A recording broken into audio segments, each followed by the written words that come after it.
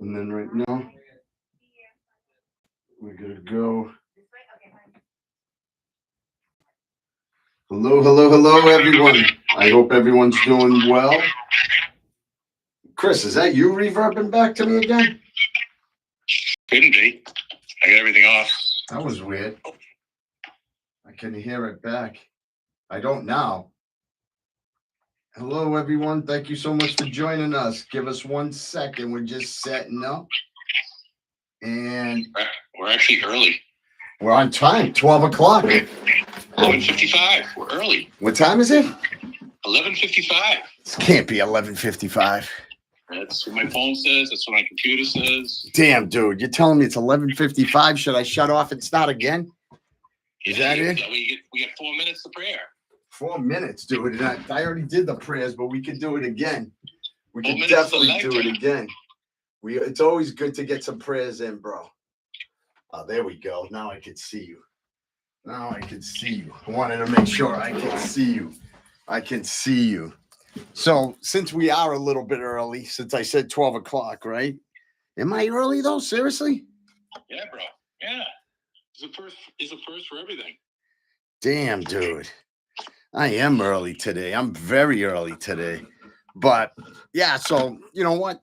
Since we started and it's not gonna log on to the other part, we still got Facebook that's on. So just a fast discussion with the Facebook people that are on right now. So obviously, me and Chris have a YouTube station, and it's called it's called the At Security Tales.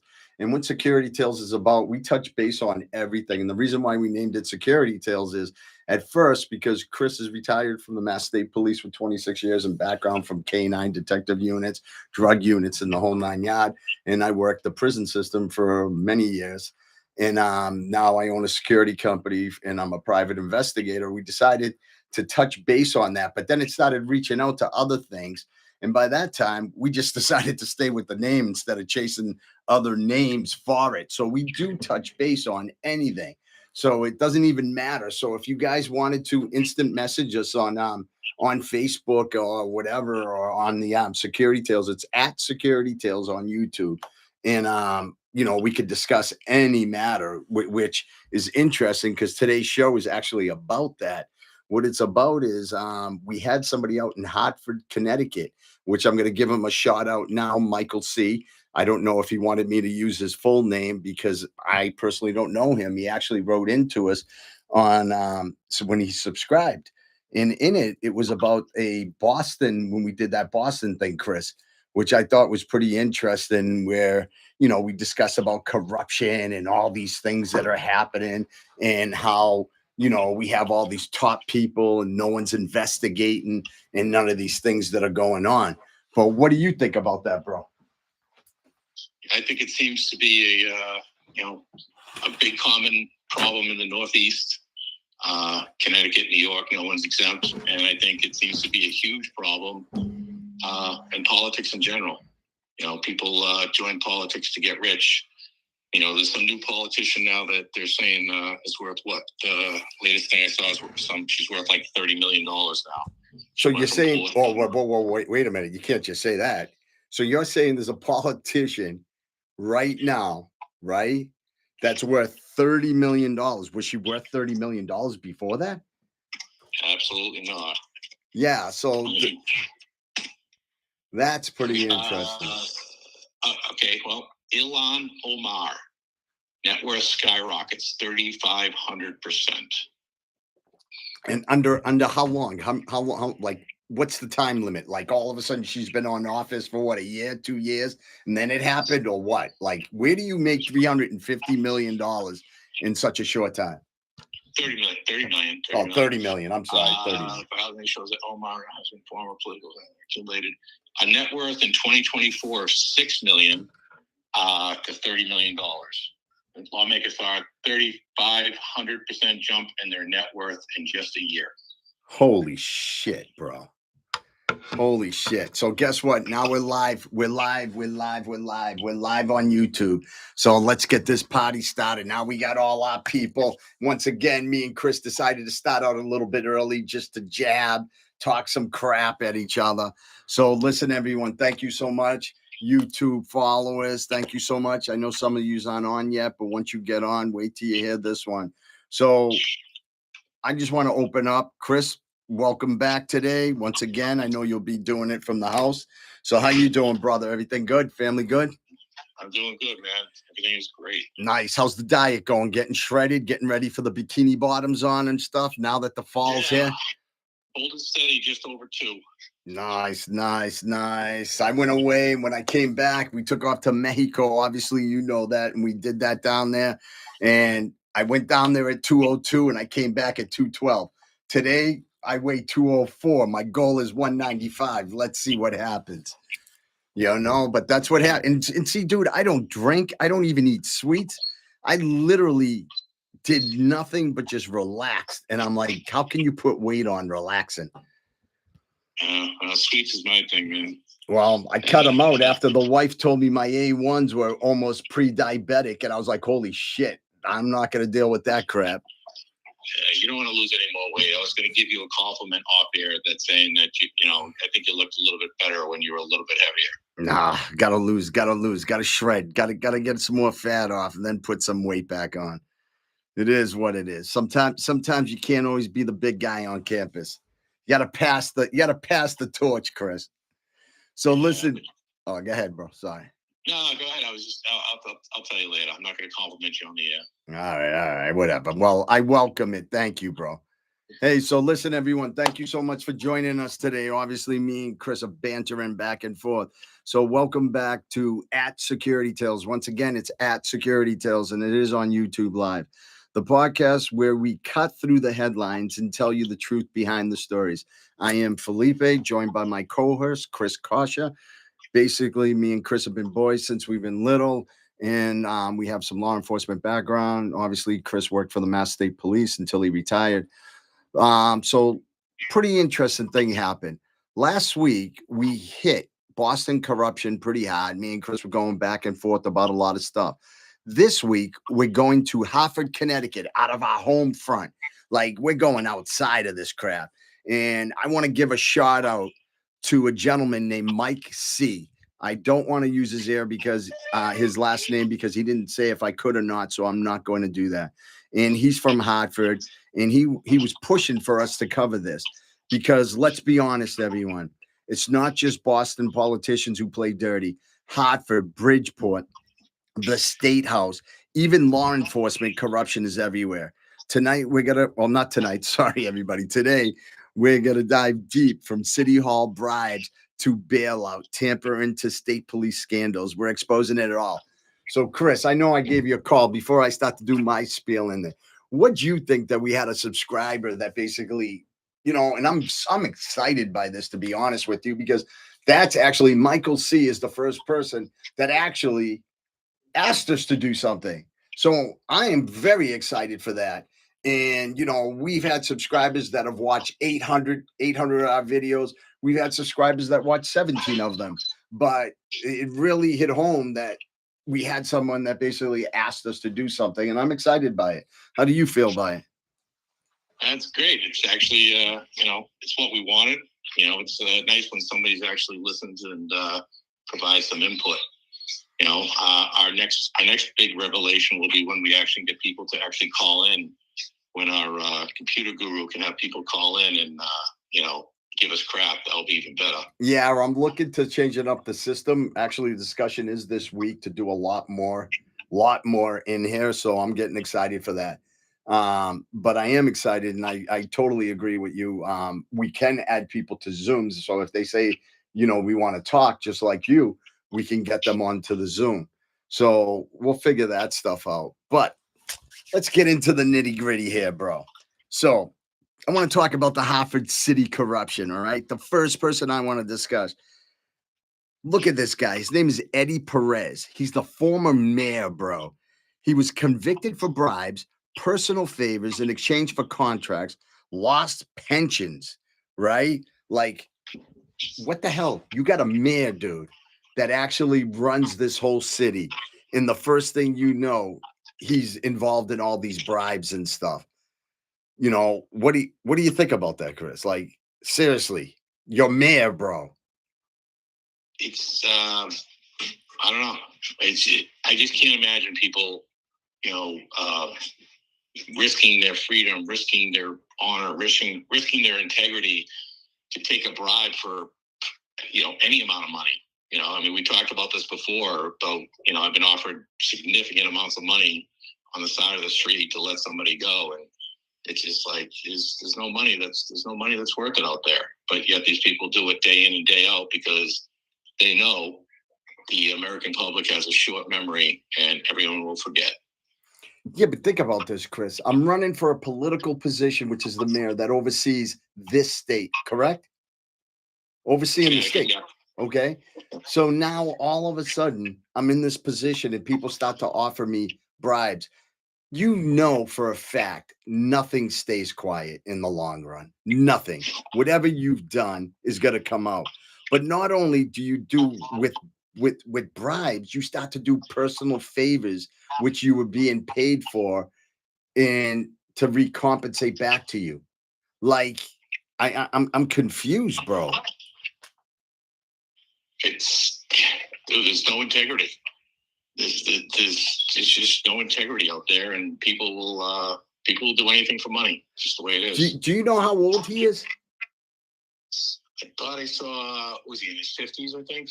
He's in his 50s, Chris, right? And then what I took from value from this, once he lost his job and then lost his pension, bro, 50 in his 50 something years. So that means he lost his total pension. So how long was he in a state position? I don't know that fact. So I couldn't find that myself, but I'm thinking to myself, you lost your whole pension, bro. You've already lived half your life. So everything that you've built, you've now taken away from yourself. Don't be surprised after it all settles that he doesn't come back and run for some sort of office or get picked to do something, because he still knows people because he was a mayor. So he was a governor, a lot more power, but mayor, don't be surprised if he doesn't come back. How many times have people got convicted of outrageous things and they just give it a couple of years and they're back? True. Jerry Springer. Yeah. Jerry Springer with a prostitute when he was running for council. And next thing you know, he's the next governor. Years later, they forgot, and I love Jerry Springer's show. So I thought he was a great guy. So, what I found interesting is, so now you have a mayor. Now you have a city council. His name is Alexander Thomas. This one I found so interesting. Now all these guys work in the city hall office, right? Like, what are you hiring all gangsters?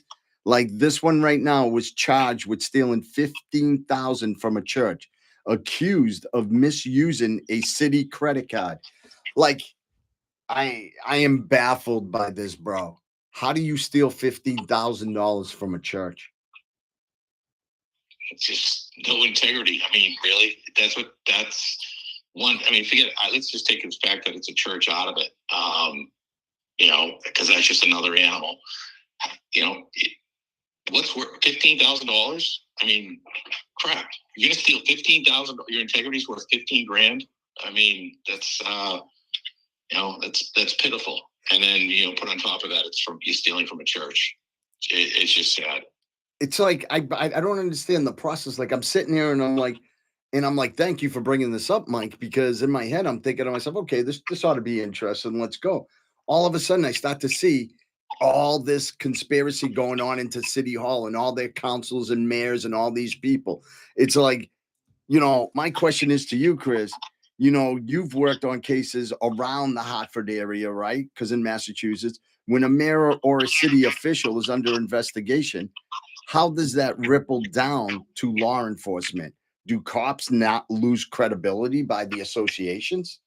Like, how does it work?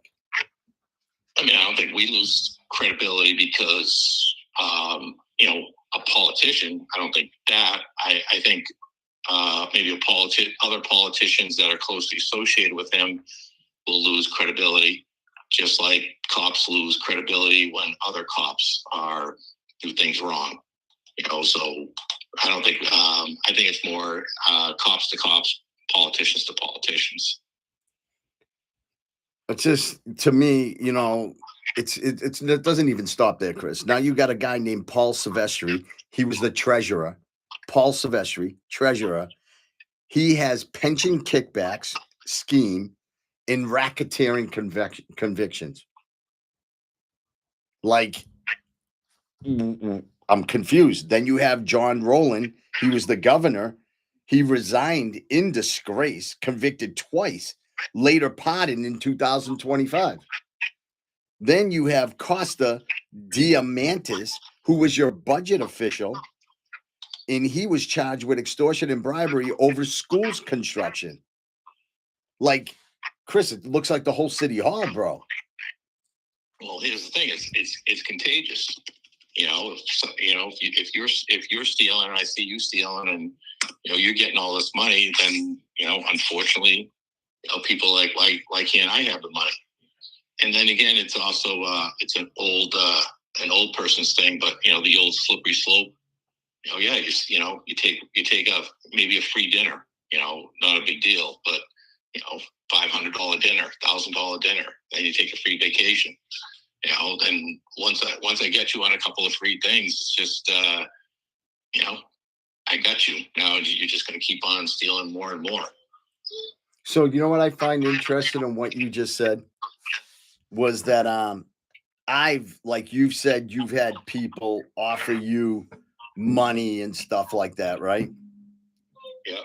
So I'd like to tell you a little position that I was offered. So I was offered probably about 3 or 4 years ago. So I go out and I get these contracts, right? And while I'm getting these contracts, you go and you meet with the client. So we went out to dinner, the clients and everything, took them out to a really nice place. And then afterwards, ready to lock it in. It was a federal contract and shook hands and everything. And at the end of it all, they said, we'll be expecting this monthly in an envelope and dinners and Christmas presents. And I was so thrown off by that I didn't understand what that meant. I thought it was part of how the job works with the federal contracts. So I called up one of my guys and I asked, and they said, "Oh yeah, that's just a little backhand slip that, they give you a contract, you kind of take care of them." So I actually walked away from it because the amount of money and everything that would have came out, it would have been the cost of 2 employees. So just for a federal contract and to have someone actually ask me that and not trust in me as the company to oversee the operation, but put my value on what I would pay them back on, I was all set with it. So it shows me how my field works out in the field. And it's sad to say it goes on. So you know what? I can tell you right now, I know for a fact there's a bunch of companies out there, high companies that do kickbacks for contracts. I mean, even if you're just talking, do this and they contribute to your campaign. Even if you're not getting the money directly, you're getting a campaign contribution, which will help campaign. The dinners, the dinners that people freaking go to, sometimes $1,000 a plate.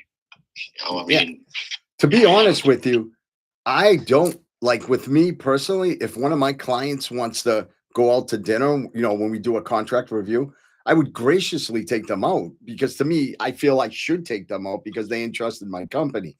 But when you're calling me up asking me for football tickets, on the front row, which I'm kind of like, yeah, no, I don't have connections for that. Well, can you get me some tickets? Or, you know what? I have 3 kids and they like PSP stations and they like to get the new ones every year. So that, we're going to need that. There was some high specifics of what they need already set up.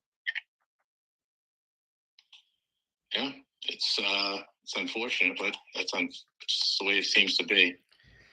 It's absolutely ridiculous, man. And it just goes to show you how certain people get their, elevated in some types of jobs and stuff, But also, I wanted to talk about the election corruption in Bridgeport, ballot fraud. Multiple officials caught rigging absentee ballots, bro. Okay. State GOP demanded a federal investigation. Chris, you've been around elections from the law enforcement side. How dangerous is it when politicians themselves are caught rigging ballots? Does it destroy voters' trust permanently? Yeah, it should. You know, anybody who's caught stealing once, it's not probably not their first time. But You that's know, not and it's stealing, bro. You're rigging ballots. it's stealing, whatever you want to freaking call it, but it's still stealing because you're stealing the election and you're stealing the job and the salary you're stealing, and it's still it's still a form of stealing, dishonesty or however you want to call it. And then let's not even just leave it with the politicians and stuff. Now we're going into law enforcement scandals, Hartford PD internal scandals, and their cover-ups and overtime fraud. State police ticket fixing scandals. Over 100 troopers accused of falsifying traffic tickets. Chris, as a retired lieutenant of the Mass State Police, how do you respond when the public lumps in the good cops with corrupt ones? And what should leadership do to restore the trust? Chris, you're talking about 100, over 100, bro. And I was trying to find, like, that can't be 100. Somebody hyped that number up. There's no way all these people fix tickets just to write tickets. But guess what, bro? It was all validated. Well, look what the most famous one cop did to every freaking cop, the hundreds of thousands of cops in the United States.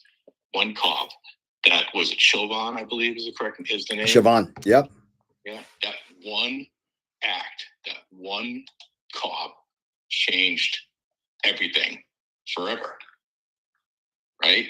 One guy. So one guy did it. So Chris, explain the story though for the people that don't know about the trooper you're talking about from the Mass State Police. No. I'm talking about Chauvin, the guy who kneeled on that guy and killed him. Yeah. Well, I'm sorry, not State Police, but he was New Orleans, or where was it? Chicago? I forget. What's up, Tommy? George Floyd. Tommy knew. Tommy says George Floyd. Thank you, Tommy. Yeah, that one guy. But what do you? I'm kind of confused though, Chris. My comment is, like, how do you feel? Like, what do you do? Like, you weren't just a foot soldier, you were a lieutenant. So you oversaw operations, you had superior, knowledge over the cadets and everybody on there. So my thing is, how do they handle this? That's 100 troopers, bro.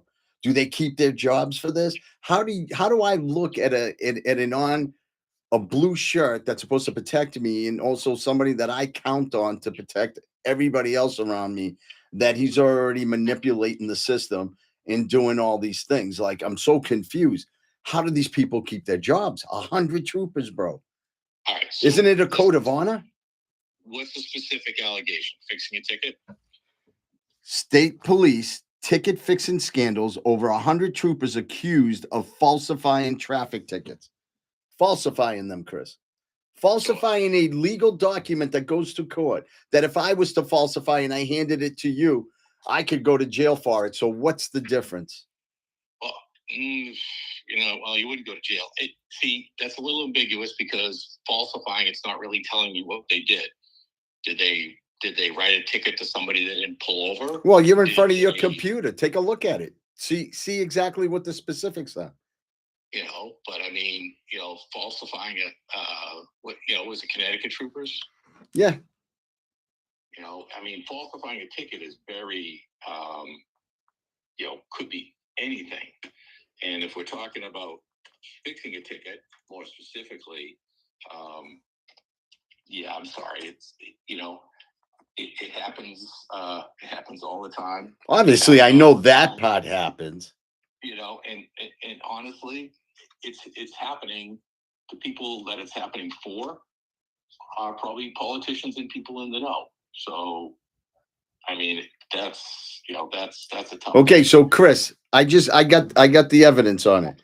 So it says the investigation revealed that troopers created or manipulated ticket data primarily to appear more productive and earn performance-based benefits for overtime. So they weren't even pulling people over. They were just taking down plates and hitting them with tickets. So that's what they were doing. So so that's okay then. So it's not about fixing it. It's about them manipulating the tickets to make so they could stay for overtime. So if I drove by in sped and you didn't pull me over, ticket time. So that's All right, okay. so all right, no, because all right, but you're making certain assumptions. You threw in that you're going to stay for overtime.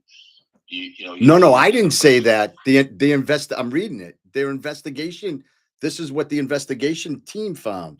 It All right, says connective troopers are involved in a recent ticket fixing scandal. However, Connecticut CT State Police has been under scrutiny since 2022 for widespread scheme involving falsifying traffic tickets.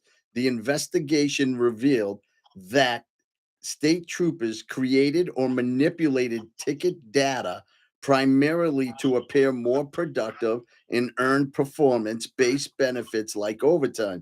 Key facts: fabricating the tickets, an audit conducted by the Connecticut Racial Profiling Prohibition Project found that between 2014 and 21, state troopers falsified nearly 26,000 traffic tickets inaccurately, reported demographic data for another 32,000. Some troopers allege created tickets for traffic stops that never occurred.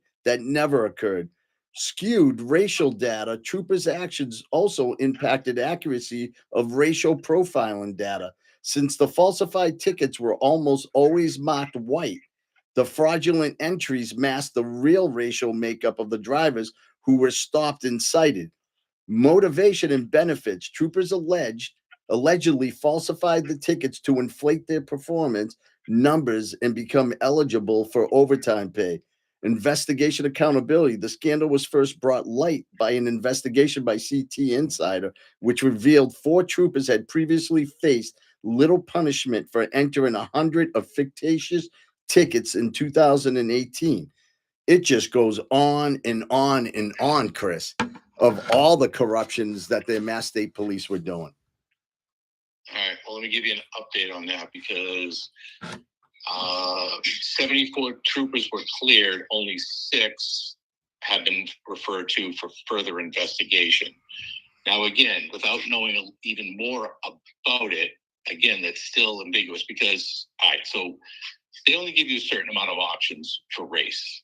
And I've had many, many times I've pulled people over, and this person, I didn't know what to put for his race. It was, I wasn't sure. He didn't really fit into this category, didn't really fit into this category. So, I may have put him into a category that's wrong. Falsifying that, and that could be skewed as falsifying. So that I don't see. So, you have to know even more about it because some of it can't, and I'm not just protecting them, because some of it, it's very ambiguous. Like if I pull you over, what should I'm not 100% sure what I'm going to put you as. What race should I put you as? I can't ask you your race. That would just be wrong. I would tell you to guess. I would say, guess my race, you goddamn racist. Yeah, why am I a racist if I'm not sure? That's what I would tell you. Guess you racist. I don't like it when friggin' people call me. I'm not white. I'm Irish, or I'm Italian. I'm American, bro. I'm born here. Yeah. American first. That's right. What I am. I know. So a lot of it could be chalked up to that. And a lot of it, I was just reading as well, that is chalked up to, sloppiness and stuff like that. And then a lot of it, okay, and this has existed. I have heard of this happening before, and believe it or not, so falsifying tickets. And this person, who I do know, and was caught for it, was so freaking lazy, because it's not hard to write a ticket, because it's actually very easy. I don't have to know. I've never had to make stuff up because you do it to yourself. This person was so lazy, they would write down plates. They'd go back, they'd run the plates, they'd figure out it's John Smith from whatever, and sit there and write that person a ticket. And, it was usually, actually, I think it was always a warning. So you're having activity. If you have 20 warnings or 20 tickets, they're not going to say, hey, you have to write money tickets. You have 20 tickets. They don't care whether it's a warning or a money ticket, despite what people say. So the person was getting their activity, but I think maybe she was just scared to maybe pull people over, because frankly, to write down somebody's plate, then go back and run the plate and then write the ticket is actually more work than just pulling the person over, writing the ticket, and be done with it. And this person did get in a lot of trouble for doing this, because they did catch her. And maybe she was just scared of pulling cars over or something like that. So that has happened, but they also were all warnings, because nobody would be dumb enough, if they're writing you a fake ticket, to write you a money ticket where you're going to go, you're obviously going to go in and contest it. Huh. So that's what I'm saying. There's a lot of ifs in there about exactly what they did. Is any of it right? No, it's easier to write somebody a ticket than go back and write somebody a fake ticket. Some people just are, maybe scared to pull over cars, or I can't even explain it, because, like I said, it's actually more work to do it that way than to do it the right way.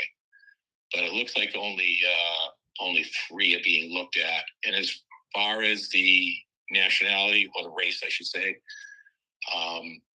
that could be tough, because if you work, so I broke in Springfield. Springfield's a bad place. Our patrol area was Springfield, Holyoke, and Long Meadow. So Long Meadow is a nice place, but I'm sorry, most of my tickets are going to say, are going to have other than white on there, because it's in a predominantly, Hispanic or minority area. So, they're going to look at my tickets, and they're going to say, you're pulling over a lot of minorities. I'm like, well, that's because the area that I'm working has minorities, and they actually don't take that into account, which they should. Tommy's giving you advice, by the way. He said, just put O. Yeah, other. That's what he says. He goes, just put other. But you know what? And I do agree with you. The demographics will change per state's county and per location and area.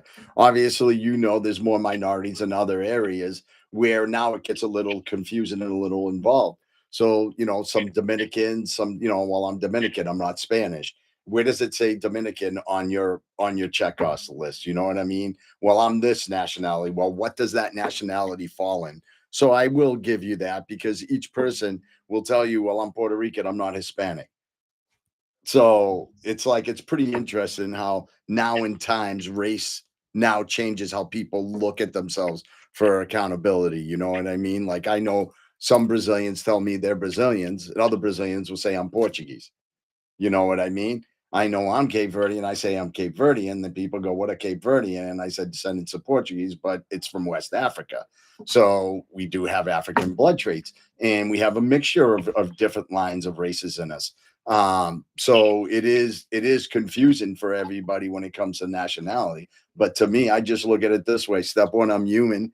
Step 1, I'm a person. Step 3, I'm a goddamn man, like it or not. So I can totally understand that. But let me ask you something. Do you think outside investigators like us have a role in keeping public officials honest, since sometimes law enforcement is too tied up in politics?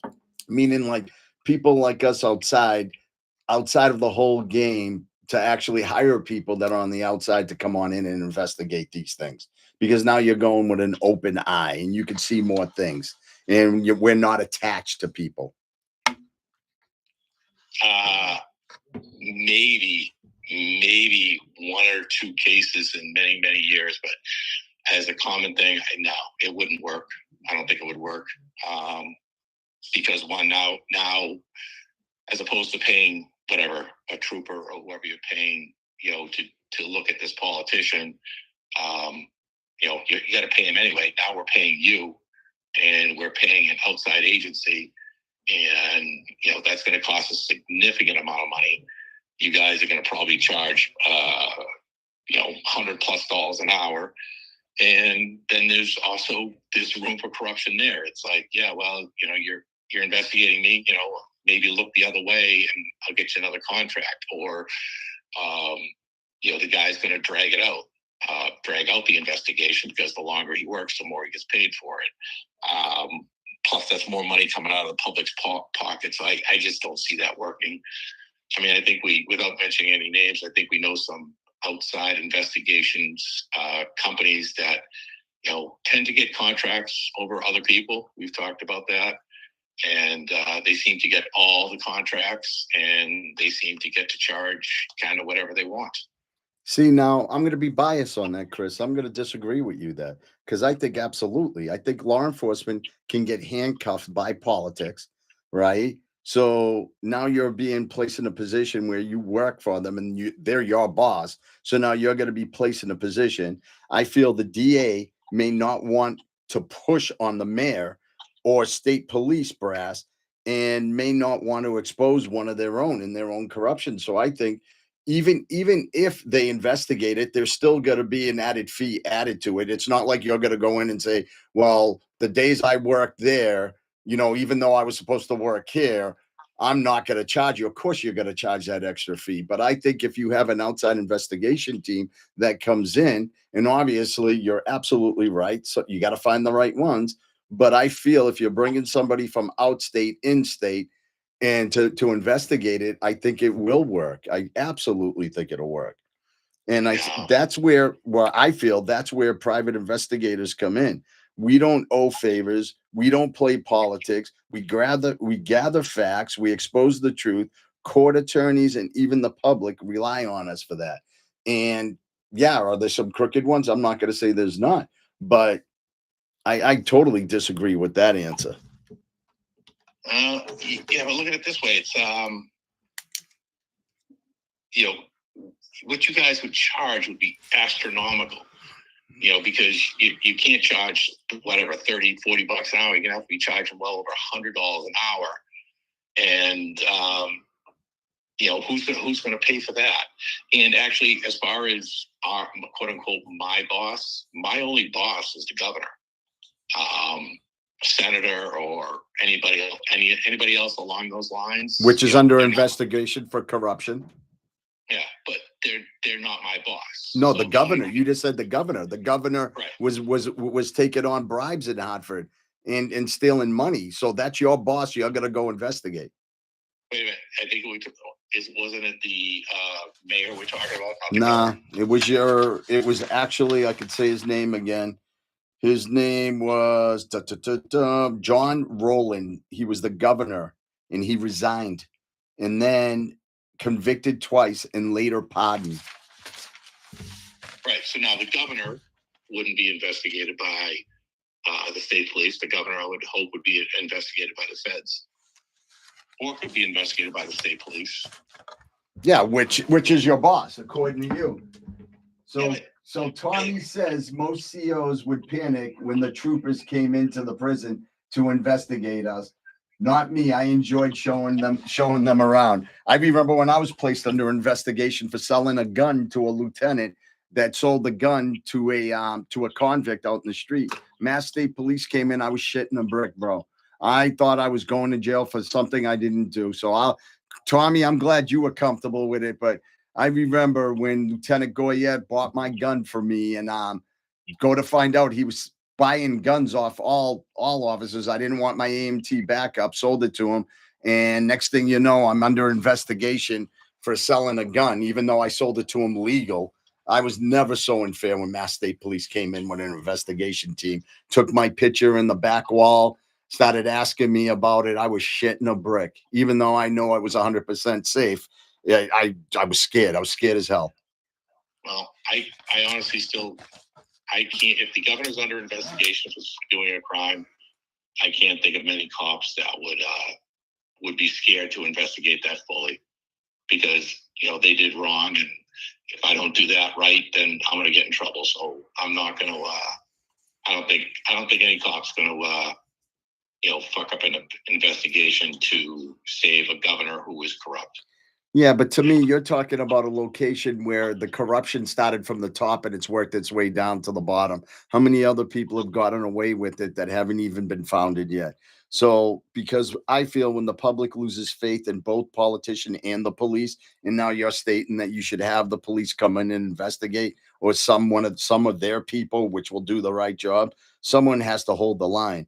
That's why I feel you would bring in a private investigation team and the work matters where the extra set of eyes making sure corruption doesn't stay buried. Chris, you know it, politics ties are always tied up when it comes to a situation like that. I don't take orders from politicians. The badge might get silenced, but investigators like us, we don't shut up. We go in and we write what it is. And yeah, do we have people that come at us and get upset about it? Yeah. But to be honest with you, I was pretty interested when you gave me my cost stuff, and you're incorrect with that. The cost is usually 300 to 150, but it all depends on what type of case it is. Obviously, a murder trial, grand jury trials, you're usually going to 125 or 150, but usually the ongoing rates between 40 and $50. So something like this, if you were to hire a team, I would probably go in at $80 an hour minus all the other stuff, which would be paperwork and stuff that happens. But there is like different price rates for that. And Right. and like you said, like what does an average investigator for the Mass State Police charge? Just his salary. Just It's just going to be his salary, whether it's 60, $70 an hour, but you're paying him no matter what. Yeah, but he has a job to do. So now his job is basically to do this also. That's what I'm confused with. Yeah, well, his job is to investigate that. All right, so and I don't want to mention the guy's name because, the guy who gets a lot of those contracts. All right, just off subject, but the special prosecutor for Karen Reed. I heard this tidbit this morning. Right, he was hired. All right, as opposed to using the ADA that was getting his regular salary, right? So his regular salary, whatever, 150 grand, whatever an ADA makes. So as opposed to use the regular ADA to prosecute Karen Reed, they brought in a special prosecutor, right? For him, soup to nuts, what do you think they had to pay him? Now, keep in mind, they still have the ADA. They're still paying the ADA no matter what. They're still paying all the assistants. They're still paying everybody else, plus all the people to assist the special prosecutor. So for the second trial, ballpark, what do you think it costs the taxpayers? So here's my question. What type of position is he? He's a special prosecutor. They bring him in, because he, frankly, he has more experience and probably a significantly better attorney than an ADA. And I believe he had some, defense experience. So he played on both sides of the ball, if you will. So, but he had more experience, and what they do is they'll bring him in and they'll hire him and call him a special prosecutor. So he prosecuted the case as opposed to the ADA who did it the first time. Okay, so an ADA makes between $85 to $90,000. Okay, so now you're talking about a specialist, though. So when you're talking about someone that's higher than an ADA, meaning he has vast knowledge on other parts of the cases. So now, no, but I'm just saying. But you're not talking about an ADA anymore. You're talking about a special of someone else. It's like saying you go to a primary care physician. They know what they know, but they have to send you to a specialist. Now, a specialist charges you more money. So, what I'm going to say is this guy probably costs $2 million. Come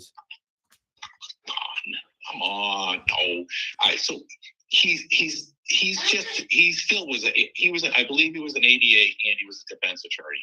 So they call him a special prosecutor because he's not an employee of the state. They brought him in to call him a subcontractor just for this one case. There must be a reason why they decide to kick their own people to the curb and brought this guy in from the outside. Because this guy's a little bit smarter. And you just said a little bit smarter. So there you go. He's a specialist. More experience, right? But anyway, all right. So hourly rate, and we're talking just this one trial. They paid him over $500,000. Okay. That's. But Chris, don't know can what I the ask you hourly rate is. something? That's But insane. can I ask you something? You get an assault and battery charge. You go to the schmo next door called Joe Schmo's law office. He says, "Oh, Chris, I can handle this case 2,500, and I can get the charges dropped." Now all of a sudden you go to somebody named Schumann and Jordan, and they say this case is going to cost 20 grand, but I'll get it all dismissed. That's how I look at it. You're paying for what you're getting. Right, but you're hiring. Well, he still didn't win, but yeah, you're paying somebody to do a job of somebody that you still have working there. It's kind of like whatever. You get a guy who works for you. He does payroll. He does HR. He does whatever. And now because he can't do his job, you hire somebody else to do his job and pay the other guy as well. That's crazy. You know? Did you hit your computer back on? Because I'm hearing it on the computer again. Hang on. Give me a sec. Every once in a while I freeze. I have like 16 windows open. It'll take a minute, but to hire somebody to do another person's job who's still working there is definitely redundant. Well, that's on the state then. If they felt that their own AD is so dumb and couldn't handle this case, then so be it. That's on them. That's on them wasting all this money. Well, keep in mind the bottom's. It's on them, but it's quote unquote our money, right? Yeah, but can we make the decision? Could the public turn around and say, "Whoa, we're not going to pay that"? No, we couldn't. But that just goes into another thing that they spend our money on whatever they want, which again isn't really correct. The sad thing is not that we're drifted into that case, is someone's still dead and no one knows how, and that's sad. Yeah, but I was just trying to make an analogy between hiring an outside investigator when you already have somebody on payroll to do that job. So you have somebody on payroll to do that job, which I think totally different thing. You're talking about murder, and we're talking about bribery and ticket fixing and things that go on into politics. I think when it comes into murders and stuff like that, obviously, I'm not going to say that we would be a great option to go in and do that. But we're talking about this two different things to me. You're talking about murder. I'm talking about theft. It's different things, but here's the thing. How many times are we going to hire an outside agency? Every time a trooper gets in trouble, every time a politician takes a bribe. Hang on a second. I got it. All right. That should be better. Yeah, you just blocked off though. Your name's just on the screen. Oh, there you go. You're back. All right. Yeah. But so how many times are we going to hire an outside agency? For every investigation, every time a cop gets in trouble. So here's my question: How many times does law enforcement need to get in trouble until they get shaken up? You're law enforcement. Listen, play by your own rules, because if I'm doing something that's against the law, you're gonna bust me. That doesn't matter. You're wearing the blue shirt and the gun. I'm supposed to look up to you. Me as a child. You are what I'm supposed to idolize. You're the epitome of 100% warrior, like everything rolled into one. Like my kids want to meet you to be like, oh my God, this is what I want to be, or this is who I want to look up to. And we do police ourselves. That's what I'm saying. 99% of the time, we do police ourselves, and that's what every department has, an IA department, and they do police themselves, and they don't push things under the rug. They investigate it correctly for, I would think, a vast majority of problems. Because if I'm investigating you, I am not going to screw up or brush it under the carpet, and then now I'm getting investigated. There's nobody out there that's worth my job. I don't care who it is. No, and I'm definitely not disagreeing with you. If I tell you the amount of inmates, the amount of freaking things that happen behind that closed walls where they come up asking you to go pick up a sub or go do this. And I can rightfully tell you that has never happened. Yeah, that I get in quite a few fights and whatever. And, that weren't supposed to happen. Absolutely. And it's out of a respect thing. I mean, I'm not a snitch. You want to go? Let's go. Let's just take care of what we need to. I respect that. But be damned if you're going to ask me to lug and freaking bring shit in. That has never been happened. I've been accused, and accusations always came at me for stupid shit. And I felt it was a setup for me in the beginning, which could be another podcast, because obviously the history where the person that shot me, I ended up banging into to the prison, and it started this whole thing.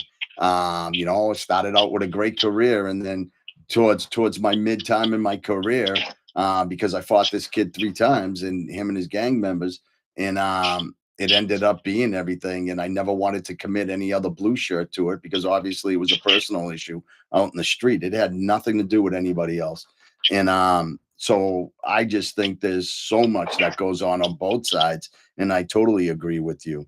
But you know what? I think corruption thrives where there's too much power and not enough oversight. Hartford had a mayor trading contracts for favors. Boston tied up with developer monies and other stuff that they've been doing. Bridgeport caught tampering with ballots. The common denominator: nobody's watching close, Chris. Nobody. Citizens stop paying attention. Audits are weak. Law enforcement is pressured. That's when corruption grows. And I don't believe, Chris, that it isn't politics as usual. It's betrayal. Every time a politician steals or a cop falsifies records, it's a taxpayers. And that's what we kept discussing. You kept saying taxpayers and honest officers pay. That's why exposure is the only cure. Shine a light, and corruption can't hide. And you just said it yourself. The amount of times, Chris, that you've been offered, it hasn't once. And you brought in like one story, but I'm sure you've had so many times, drug dealers, millions of dollars on them. Hey, you can look the other way. I could drop this case and, walk away and drive away, and you can get this. And I know for a fact you've always been honest. So I can validate you because I've known you for so long. So I know you've never taken that. But I also know that certain people that I knew that got on the Boston police, they lasted like 3 months, because while doing car searches, they ended up finding $200 or $300, and they took them. And they didn't want to admit they took it, but you lost your job over $200. The other one, 300 and some odd dollars, over stupidness, and a little will always lead to more. I was able to take this. Maybe I could take that later on. Well, I mean, I had the perfect scenario to steal as much as I wanted, because I had my first dog in canine. I had to when I did a search, he was a little mean, so I would always have to close the bedroom door. And because I want it's easier if he works off leash, because they almost work on their own. So I'd have to close the bedroom door, and I'd always be in the bedroom by myself, or any room that I'm searching by myself. And the dog would find this, the dog would find drugs, the dog would find money, and I would, obviously never take a nickel. And but it was a perfect scenario, and not like the bad guy's going to say, "Hey, where's my drugs? Where's my money?" If I pocketed it. So it would have been actually pretty easy for me, because the dog wasn't allowed. No one was allowed in the room when the dog was off leash. So how much money do you think in one time that you think you possibly could have taken? Well, that one story we referred to, I was offered a couple $100,000 by that one guy. But I mean, I could have taken on almost every search, I could have taken $2,000-$3,000, or I could have taken say I found a half a kilo or a couple ounces of coke. I could have just taken the coke, and the bad guy's not going to say, "Hey, where's my coke?" Because that just incriminates him. So I could have taken his coke. I could have taken anything. I mean, 13 years, hundreds of friggin' searches. A couple $1,000 every time. Isn't it sad though when you hear stories like this, and then you come across an officer that's done this, and you realize how many officers got away with this, that you could almost design an outside team of state troopers or police departments to wait for the search and seizure people to come out, and then they have to check the search and seizure people to assure that they didn't take anything. Isn't that sad? Well, that would be sad if that ever happened. And yeah, I would be completely insulted if I was ever searched. And even if it was the policy, I would be pretty insulted. Really, really think about that. So the reason why I brought that up is in the prison system, we have a thing called IPS, inner perimeter security, and that's what they're there for. They're really supposed to be investigating offices, inmates and stuff. But if you're marked, trust me, they're investigating you 24 hours and they'll come up with something. And they're just shitbags in plain English. I haven't met one that I've respected or one that I've liked. So I feel sorry for any blue shirt that works behind the wall. And you know what? It just sucks. But what I find interesting, Chris, is this, that there's so much corruption and there's so many things that we constantly talk about, people and this and that, but we start to always go back to our conversation about politicians and law enforcement. And I'm sorry for getting up. Tommy said, remember the bear summit at the White House? No audio. Police lost their credibility after this. I'm not familiar with that. What's the bear audit? You familiar with that, Chris? I don't know. Was it mass or? He said it was the bear audit at the White House. I don't recall that at all. But it's just like look that up, Chris, if you get a second, because I'm interested. But could he be talking about the only beer at the White House? And this is that guy who that cop who this guy was getting into his house, and I don't know, he started yelling at him, is this your house or whatever? And remember when Obama had the cop, and I think he was a professor, the professor out to the White House to have a beer together. But why would it be under investigation? Well, it wasn't an investigation. He was under investigation because, this guy was seen trying to get into a house, and maybe he lost his key or something like that. And then the cop, rightfully says, do you live here? He's like, well, what do you mean? Of course I live here. As opposed to just, taking it as the cop doing his job, he took it negatively that, oh, you just don't assume, you're assuming that I can't afford to live here, because it was a nice area as I remember. And then Obama had the cop and I believe it was a professor out to the White House to have a beer together. Hold on, Tommy, was that the one where Obama was brewing beer in his house? Is that what you're talking about? And I guess he wasn't supposed to or something? I think that's what he's discussing. Nah, Tommy wrote back Boston, the beer summit. I don't know what he's talking about. This is what he's talking about. Henry Louis Gates' arrest on July 24th. Obama invited both parties to the White House to discuss the issues over a beer. And on July 30th, Obama and Vice President Biden joined Crowley and Gates in a private cordial meeting in a courtyard near the Rose Garden. This became known as the Beer Summit. So yes, I was right. So I don't understand it. What was wrong with that though? Because I don't know the whole story, but so the cop, I guess, arrested him. Maybe, and I don't know the details. Maybe the guy was, he was a minority. Maybe he was seen going into a house. Maybe he forgot his keys. Maybe this, maybe that. Without reading the whole story, and he arrested him. And he was a professor, and he was a minority. And Obama, which, I mean, this is ridiculous, right? I think it was, Harvard. He's a Harvard University. So it was actually, Boston. Harvard University professor Louis Skip Gates Jr.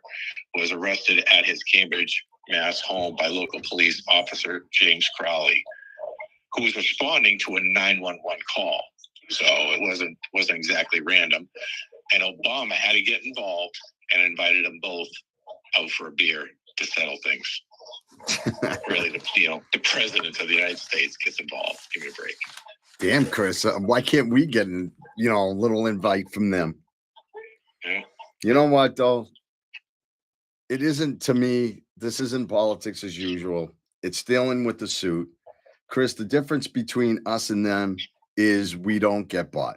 Corruption doesn't survive sunlight, and that's why we keep shining it. And I keep saying that because it's just pretty interesting in how involved these people get with helping out each other. And you just gave a story. Tommy gave us the Bear Summit, and now it just led to basically the president inviting them both out for a beer. Look, corruption doesn't care about zip codes. Hartford, Boston, Bridgeport. The disease is the same. Too much power, not enough accountability. The cure, outside eyes. I know, Chris, you're going to disagree with me. Outside eyes, transparency, and people who won't bend to politics. That's why I believe investigators matter. That's why at Security Tales it matters, because we got to keep going and we got to keep talking about things like this. You know what? And I'd like to give a big shout out to Mike C from Hartford who are making us speak about this. But I think there's just so much more to speak about when it comes to all these things. And I'd like to know next week. I'm very highly interested in seeing what our conversation will be next week. All right, let me just interject one little thing. So there was a 911 call. Crowley arrived. He was a sergeant, so obviously he had some time on the job. He asked him for his ID, and the guy, Gates, the Harvard professor, replied, "Why? Because I'm a black man in America." Crowley reported that he just asked for an ID. He refused to give him an ID. And the professor said, "You don't know who you're messing with." And then he finally said, he said, "I'll step outside to discuss this." Gates replied, "Yeah." And that's Gates is the professor. "Yeah, I'll speak with your mama outside." Now, is that wrong? Is that wrong? I just want to know. Where in this story was it incorrectly handled, Chris? That's all I want to know. Because all he had to do is give him his license and said, he'd say, "All right, sorry, but I'm not." He didn't go there on a random thing. He went there on a 911 call of a B&E. And I'm sorry, a Harvard professor should conduct himself a little bit more properly than saying, "Yeah, I'll speak with your mama outside." Well, the guy walked to his house, correct? No, the guy was at his house, but the police officer was sent there on a 911 call, which basically means, guess what? That's your neighbor calling on you. That's so my question is, since you're bringing it up, I'm going to be biased about it. The guy's inside his house. The cop comes, either rings the bell or knocks on the door. He opens up the door. No, he's at the front door, and then he starts talking to him. He just said, "Hey, can I just want to, you have a license to show me that you live here. You show me your license, you live here. See you later. Have a good day."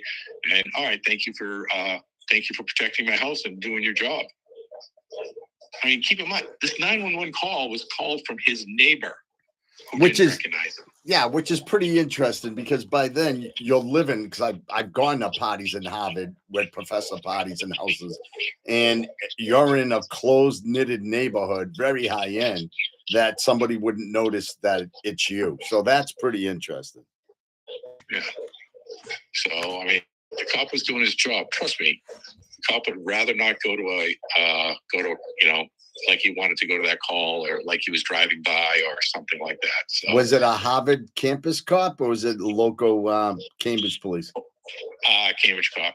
That's pretty interesting. You would figure Harvard would police their own grounds. Yeah, but it's not. It was his residence. It wasn't a Harvard. A Harvard professor doesn't get housing. Yeah, they do. No. Yeah, all their property is their housing. That's way too many people to house. Everyone I've been to, when I had to go to events, it was actually Harvard's property and not owned by the professors. So that's interesting. So maybe he was on the outside of Harvard. So, but yeah, but they're not going to give housing to a couple hundred professors. Hey, Harvard's got that money, brother.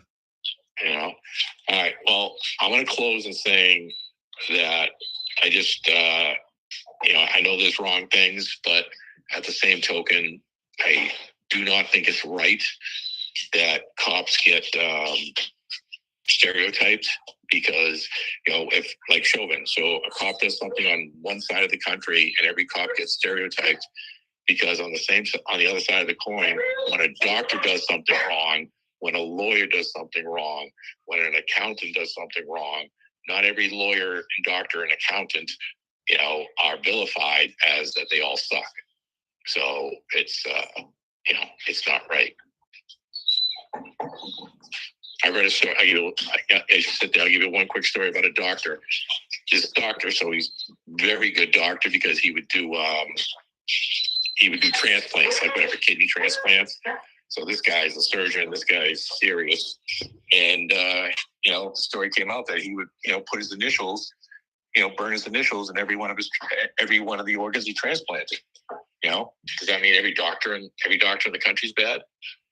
No, just means he's bad. So why do we all get picked as being bad because when one cop does something, and there's probably hundreds of thousands of cops in the United States. Yeah, but maybe he's mocking it, so if he gets sued, he could say, "Yeah, I placed that in there, and it's mine." I think there's paperwork involved. Or the other doctor who said that your boy Tommy that loves you says, "Remember Ferguson." Ferguson, which one was that? Wasn't that one of the guy that got choked out? I don't know. Oh yeah. Oh, Ferguson. Yeah. Well, Ferguson, I think, is the town. Yeah. How about the other doctor who was a fertility doctor, and they said he fathered hundreds of kids. Now, was that wrong? You were coming in to get fertility. He just donated. He donated his product. I was coming in to get the 6'5" athlete, not the freaking doctor. Hey, but look, do you want the 6 foot guy or you want the guy that's intelligent? Yeah, your kid could be a doctor. Yeah, short and bald, but a doctor. Listen up, we're gonna wrap it up, but thank you so much for everyone that joined us, and a shout out to Mike C. Hopefully we did due diligence on speaking about Hartford, and I really do appreciate that. So if any subscriber or anybody else that wants to discuss anything, please reach out to us and let us know, and we'll definitely talk about it. I'm looking forward to doing it again next week. Today it was a little off-centered for us since me and Chris aren't too familiar with that Connecticut area, so it was great that we were testing each other. And Tommy, Chris, Tommy Titus says, "Thank you, Chris and Felipe. Bring to the light the difficulties of doing the job not many can do." Thank you, Tommy. And I worked with you, and I know you're an incredible human being, and you're solid as they come. There's very few of you, very, very few. And I do welcome that we stayed friends years and years later. Mad love for you, to you and your family. Once again, thank you, everyone, for joining us at Security Tales. Chris, anything you want to say? Nope. Back to blue. Back to blue. So James Lawless, hold on a second. James Lawless. I think that was Cambridge cop that was arrested the professor. Yes, we got it.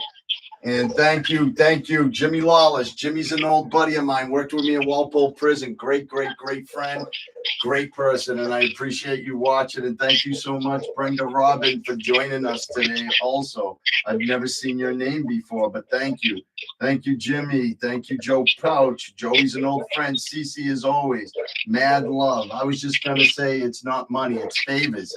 Cece's over here commenting, Ryden Gordon. Ryan, what's up, my little cuz? How are you, brother? Always good.